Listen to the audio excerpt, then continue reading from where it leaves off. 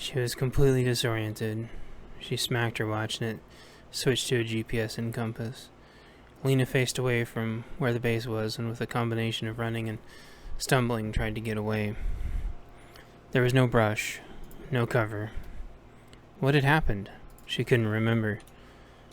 There were burning jet parts everywhere. She kept her helmet on for safety. It wouldn't afford her much anonymity, though.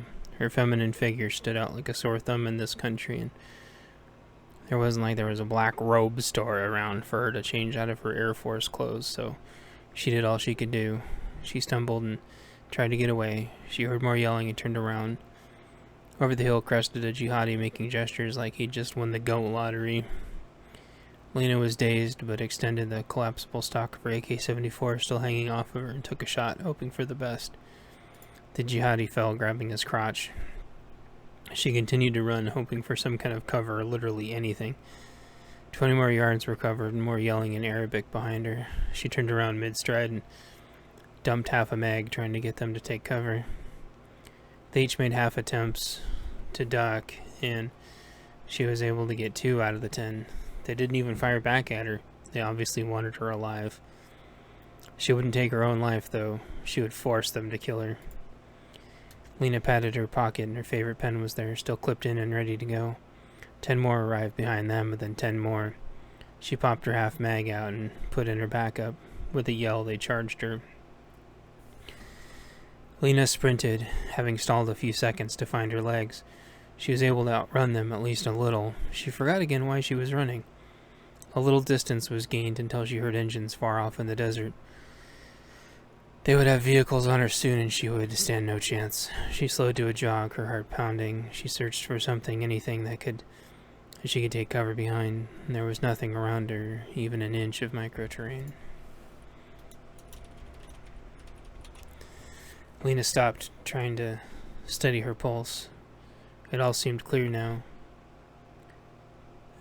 They would all be on flat land, along with her. The odds would be even. They would have to cross the expanse to take her. She would make them pay dearly for their prize. A quick estimate put them at 75 yards. Lena squeezed off 5 shots, 1 between each heartbeat. Only 3 fell. She squeezed off 5 more shots the same way. 4 fell. Her heart beat, getting more in control from the cardio.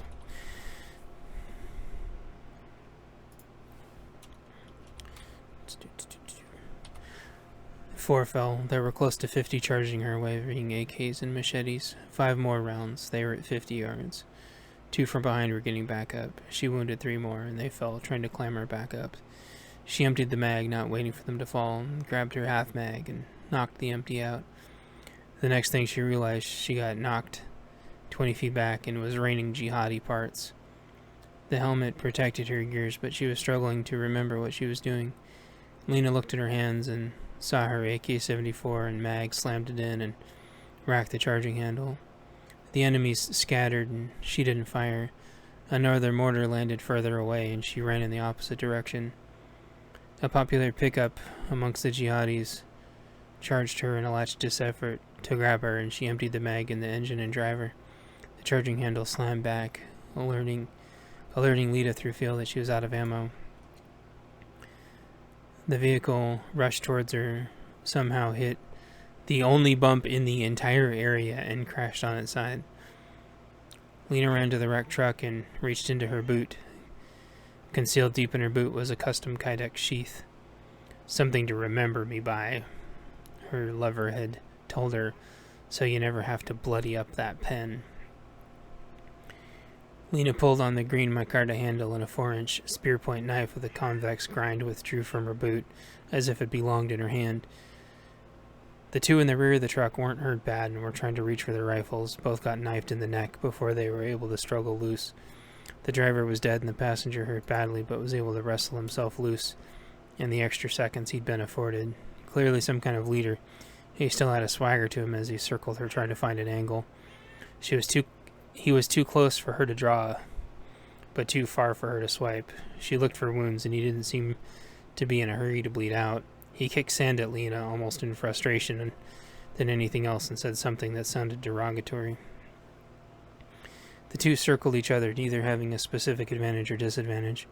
He looked her up and down, as only a predator could, and then took a double take at her AK-74. It was obvious he saw something that gave him renewed courage, and it looked like he wanted to rush and take his chances. He began searching around for something to use to mitigate the risk of her deep green, handled, acid-etched steel blade. A truck door lay unhinged, and the large man grabbed it, easily ripping off its final strands of connectivity, and grinned sadistically. Lena glared at him through her flight helmet, sweat soaking her in the dirty desert. She didn't move, knowing she had no chance. Running would be useless, as he could just throw the door at her, and there would be only more where he came from. Whatever they were planning to do to her would probably be worse once they realized one of their medium-level leaders got offed by her. She forgot again what she was doing there. A psychopath with a truck door grinning at her. She remembered a second later and assured her footing. His stance changed too, and his muscles tensed up. He began to move, and his head disintegrated in red mist. Lena dived for cover and sat there waiting. She blacked out again and woke up to combat boots and heavy Russian speech. Her eyes opened to 5 huge Russians looking down at her. She recognized the insignias instantly and threw her machine pistol down, remembering when it hit the dirt that it was empty anyway. "What's Russian Special Forces doing here?" she asked in English. They all looked at each other, shrugging.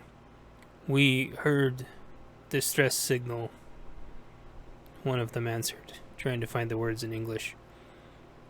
Another pointed at her base as it smoldered 15 or so miles away.